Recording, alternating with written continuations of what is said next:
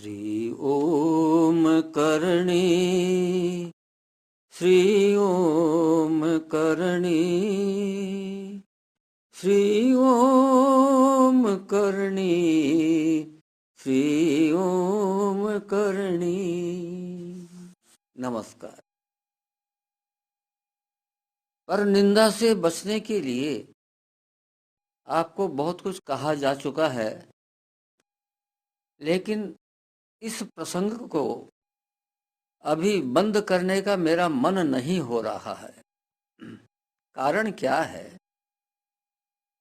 कि आपके कष्ट का सबसे बड़ा कारण यह परनिंदा है। ईमानदारी बहुत मिलेगी, सच्चरित्रता बहुत मिलेगी, सच्चाई बहुत मिलेगी, लेकिन जितने ज्यादा ईमानदार आदमी होंगे वो दूसरों की बुराई बर्दाश्त नहीं कर पाते। इस कारण से वो दिन भर इधर उधर उस बुराई का बखान करते रहते हैं और कष्ट पाते हैं इस जीवन में, क्योंकि उस जिसकी बुराई की जाती है उसके पाप उनके खाते में आ जाते हैं और वो कष्ट पाते हैं। इसीलिए यह प्रसंग अभी और चलेगा। तो आप देखिए, एक बात तो मैंने आपको यह कही कि पर निंदा नहीं करनी, क्योंकि उसके पाप जिसकी निंदा कर रहे हो आपको भोगने पड़ेंगे, बच ही नहीं सकते, कोई उपाय ही नहीं है। ये पाप तो भोगने ही पड़ेंगे, चाहे आपको कितने ही जन्म लेने पड़ जाएं। लेकिन यदि कोई भला आदमी इस दुनिया में, जो कि बहुत हैं ऐसे, आपकी निंदा करता है, आपकी बुराई करता है, तो आनंदित हो जाइए। आपके पाप उसके खाते में जाएंगे जन्म जन्मांतर के। इसलिए ये बहुत आनंदित होने की बात है। और घर घर में ऐसे भगवान ने आपको खूब आदमी दे करके भेजे हैं।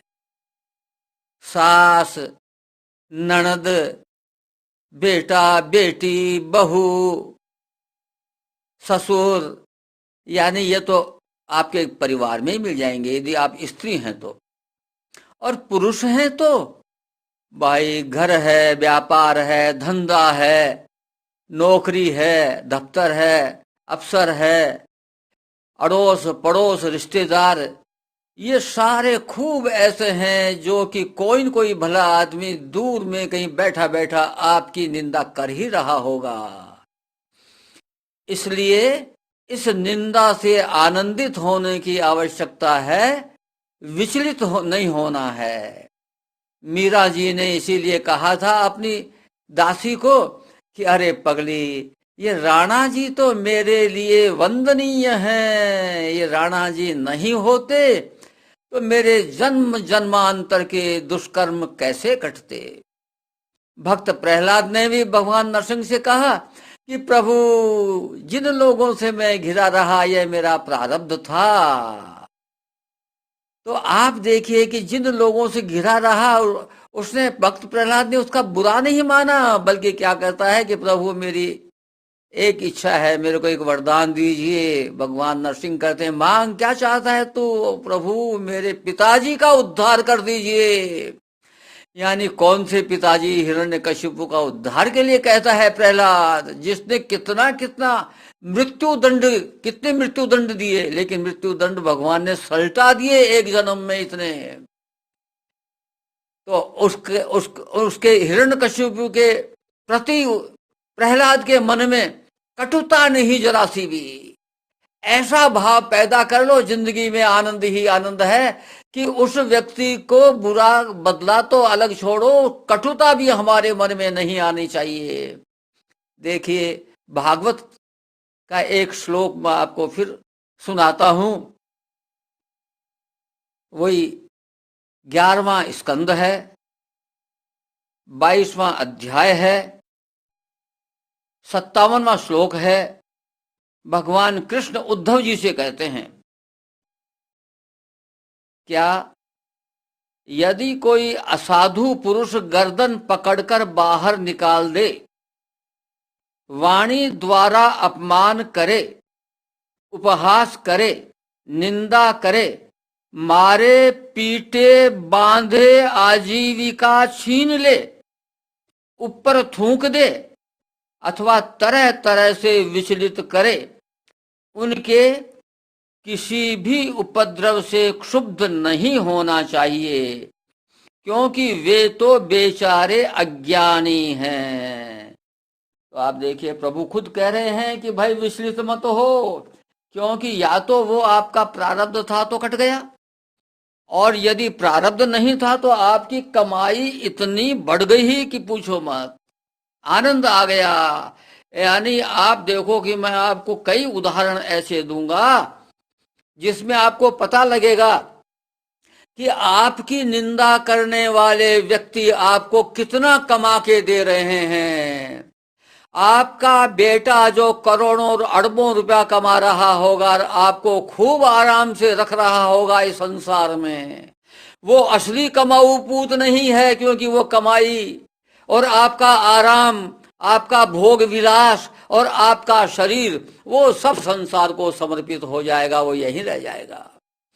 और जो आपकी निंदा कर रहा है, जो आपको आपको विचलित कर रहा है, परेशान कर रहा है, वो आदमी असली कमाऊ पूत है, क्योंकि वो आपके साथ जाएगी कमाई।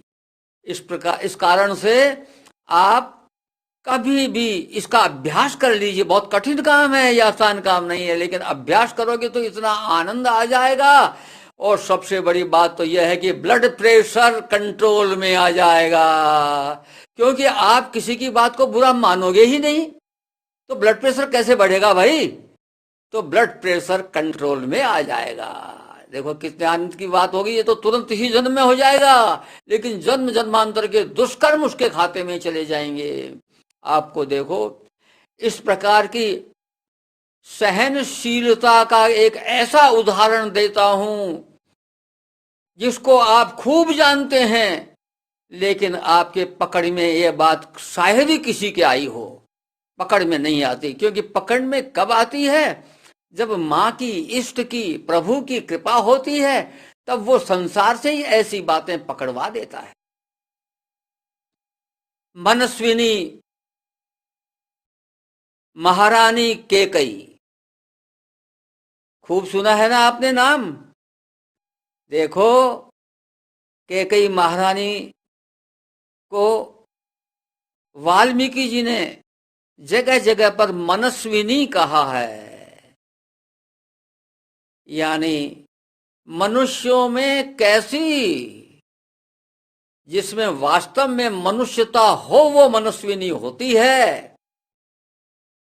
मनुष्यता का मतलब बहादुरी से भी आ गया, आचरण से भी आ गया। तो वाल्मीकि जी बार बार जगह जगह इनको मनस्विनी कहते हैं। कौशल्या मैया को उन्होंने कभी एडजेक्टिव नहीं दिया, विशेषण नहीं दिया, लेकिन इनको विशेषण से ही संबोधित किया है। तो ये विचारणीय बात है कि वाल्मीकि जी जैसे ऋषि और कैकेयी को कुछ अपशब्द कहने के बजाय या बुरा भला कहने के बजाय मनस्विनी कह रहे हैं, तो भाई वो मनस्विनी ही थी। कैसे? अब सुनिए, देखिए, भगवान राम का राज्याभिषेक तय हो गया। महाराज दशरथ ने कई दिन पहले तय कर दिया और अपने समस्त रिश्तेदारों को निमंत्रण किया, लेकिन अपवाद स्वरूप अपने ससुराल वाले यानी कौशल्या, केकई, सुमित्रा, 3 पटरानी थी, इन तीनों के पीहर वालों को निमंत्रण नहीं भेजा।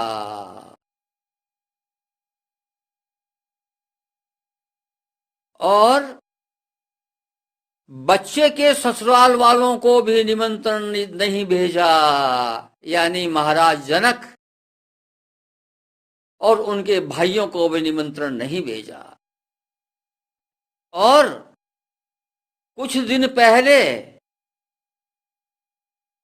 भरत जी को वहां से कहा, बेटा घूमिया तू ननिहाल चले जा। भरत जी को उसके ननिहाल भेज दिया। यह है छल कपट पाखंड। उनको डर था कि कैकेयी बहुत ही बहादुर, दिलेर, निर्भीक और स्पष्ट कहने वाली महिला है। कहीं पर इसने ये कह दिया कि कुछ नहीं, आधा राज भरत को दो तो मुश्किल हो जाएगी, इसलिए पहले ये व्यवस्था की। तो ये छल कपट और पाखंड था, जिसका नतीजा यह हुआ कि राम राम कहते हुए मृत्यु हो गई। तब भी वो वैकुंठ में नहीं गए, वैकुंठ के अधिकारी नहीं बने, स्वर्ग तक ही पहुंचे। फिर भगवान राम की विशेष व्यवस्था से उन्होंने गया श्राद्ध करवाया, तब वे वैकुंठ में गए, वरना तब तक वो स्वर्ग में ही रहे। तो आप देखिए कि ये कुंठा जो होती है मन में किसी के प्रति, वो कुंठा बहुत घातक होती है। वो त्रेता युग था, इसलिए मानसिक पाप भी लगते थे। कलयुग में आप आनंद में हैं, हम आनंद में हैं कि मानसिक पुण्य तो मिलेंगे, पाप नहीं लगेंगे भाई। तो कैकेयी महारानी के पास राम जाते हैं, कहते हैं कि मैया तुम्हें पता है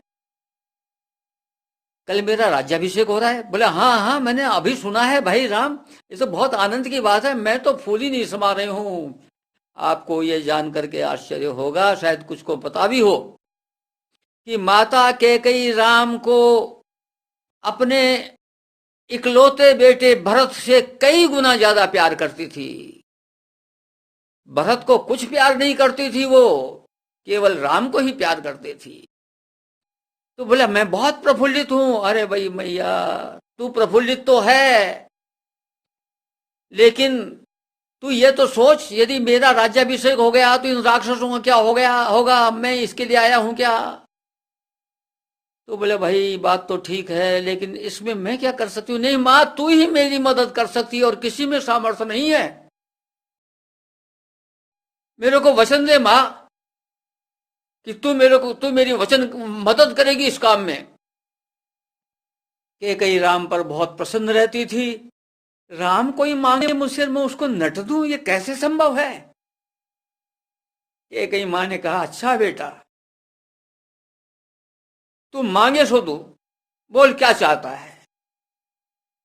वचन पक्का मां? हाँ वचन पक्का। तो मां, आपने 2 वरदान मांगे हुए हैं महाराज दशरथ से, और वो रिजर्व में पड़े हैं। हाँ, वो 2 वरदान अभी मांग लो। हाँ मांग लूंगी, बोल क्या चाहता है तू? मां, पहला वरदान तो ये मांगो कि राम को 14 वर्ष का वनवास। अरे राम, क्या कह रहा है तू? ये मेरे मुंह से निकलेगा क्या? मां, अपने वचन का निभाना तू ही निभा सकती है, और कोई नहीं निभा सकता। अच्छा राम, कहूंगी मैं महाराज दशरथ को कि तेरे को 14 वर्ष का वनवास हो जाए। और दूसरा मां, दूसरा वरदान यह कि भरत को राजगद्दी। अरे ये नहीं हो सकता, मैं ये नहीं कर सकती, और सब कुछ कह दूंगी, लेकिन भरत को राजगद्दी के लिए मैं नहीं कहूंगी। मां, तो क्या राजगद्दी सुनी रह जाएगी? मैं वन में चला जाऊंगा तो महाराज दशरथ के तो प्राण निकल जाएंगे, तो राजगद्दी सुनी रहेगी क्या? इसलिए यह आवश्यक है, आपने वचन दिए हैं उनको अब तो निभाना ही पड़ेगा। अच्छा राम, यह भी करूंगी। और महारानी कैकेयी अड़ गई। दोनों वचन मांगे, परिणाम यह हुआ कि अयोध्या महल और अयोध्या नगरी का एक एक कण महारानी कैकेयी से नफरत करने लगा। और वो नफरत का बवंडर इतना ऊंचा, इतना फैला कि त्रेता युग निकल गया, द्वापर निकल गया, कलयुग आ गया, फिर भी वो नष्ट नहीं हुआ। किसी परिवार में किसी लड़की का कोई नाम कैकेयी रखना नहीं चाहता। अब आप देखिए कि उस महारानी कैकेयी की दशा, यदि वो विचलित होती, दुखी होती अंदर ही अंदर इन बातों से, तो क्या वो जीवित रह सकती थी? पूरे महल में मंथरा के अलावा कोई उससे बात करने वाला नहीं, पूरी अयोध्या में कोई उसकी तरफ देखने वाला नहीं, और 14 वर्ष निकालना, किसके सहारे उसने 14 वर्ष निकाले? कि मैंने मेरे राम का काम किया है, बस यह एक अवलंब था उसको, कैकेयी को, कि मैंने अपने राम का काम किया है, मैंने संसार के लिए वो काम किया है जो दूसरा कर नहीं सकता था। रावण का वध, कुंभकर्ण का वध, मेघनाद का वध, ये महारानी कैकेयी की कृपा से ही हुआ था। तो आप देखिए कि महारानी कैकेयी ने संसार को क्या दिया और संसार ने महारानी कैकेयी को क्या दिया, लेकिन राम का अवलंब होने से वो आनंदित थी अंदर ही अंदर, और 14 वर्ष निकाल दिए। तो इस प्रकार से यदि हमने भी विचलित होना छोड़ दिया तो आनंद इतना मिल जाएगा, इतना आनंद हो जाएगा कि पूछो मत। अभ्यास करने पर यह संभव हो सकेगा, कोई मुश्किल काम नहीं है। भगवान राम ने, रामायण में भी यह बात आई है, एक जगह कही है,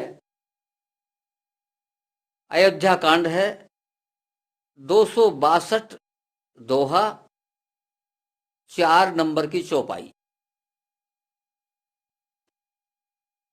जब लक्ष्मण जी तो बुरी तरह से बिखर गए और जो मिले, चाहे केवट मिले, चाहे निषाद राज गुहू मिले, कोई मिले, जो मिले वहीं पर कैकेयी की बुराई, भगवान राम बड़े परेशान हो रहे थे।